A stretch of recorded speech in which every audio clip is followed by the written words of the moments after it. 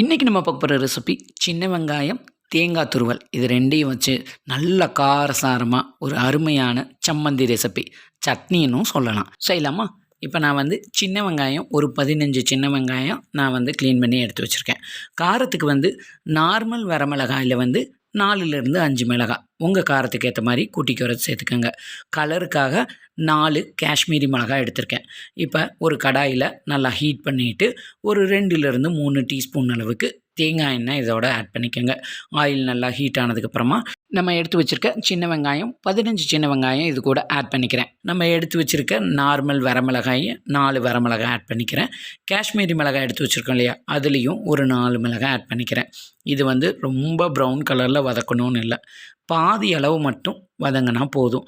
சின்ன வெங்காயம் நல்லா பாதி அளவு வதங்கி இந்த வரமிளகாய் நல்லா வாசனை வர வரையும் நல்லா வறுத்ததுக்கப்புறமா இதை நம்ம ஒரு பிளேட்டுக்கு மாற்றிட்டு இதை நல்லா ஆற வச்சிடலாம்.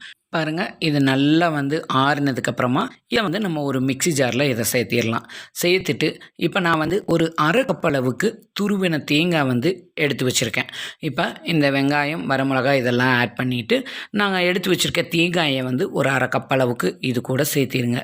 சேர்த்துட்டு இதுக்கு ஒரு புளிப்புக்காக நான் ஒரு சின்ன துண்டளவுக்கு புளியும் நம்ம இது கூட ஆட் பண்ணுறோம். ஆட் பண்ணிவிட்டு பாருங்கள், இந்த அளவுக்கு புளியும் இது கூட ஆட் பண்ணிக்கிறேன். அதிகமாக சேர்த்த வேண்டியதில்லை. இது கூட கலருக்காக 1/4 டீஸ்பூன் அளவுக்கு மட்டும் காஷ்மீரி மிளகாய் தூள் இதோட சேர்த்துக்கிறேன். இந்த சட்னிக்கு தேவையான அளவுக்கு உப்பும் இதோட ஆட் பண்ணிக்கலாம். ஆனால் இதில் கொஞ்சம் கூட நம்ம தண்ணி ஆட் பண்ண வேண்டியதே இல்லை. வாட்டர் ஆட் பண்ணாமல் நல்லா பல்ஸ் பண்ணியே இந்த அளவுக்கு திக்காக ரொம்ப வலுவலுன்னு இல்லாமல் கொரப்பாக அரைச்சி எடுத்துக்கோங்க. இது தோசை, இட்லி, கஞ்சி கூட தொட்டு சாப்பிட்றதுக்கு சூப்பராக இருக்கும். சாம்பார், ரசம், தயிர் சாதம் இது கூடயும் ஒரு சூப்பர் காம்பினேஷன்.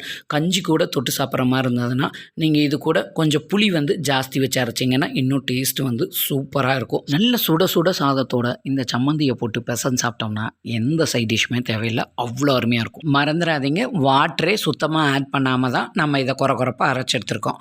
இந்த வீடியோ பிடிச்சிருந்ததுன்னா உங்கள் ஃப்ரெண்ட்ஸ் அண்ட் ஃபேமிலிக்கு ஷேர் பண்ணி விடுங்க. இது அவங்களுக்கு ரொம்ப யூஸ்ஃபுல்லாக இருக்கும். மறக்காமல் நம்ம சேனலை லைக் பண்ணி சப்ஸ்கிரைப் பண்ணிடுங்க.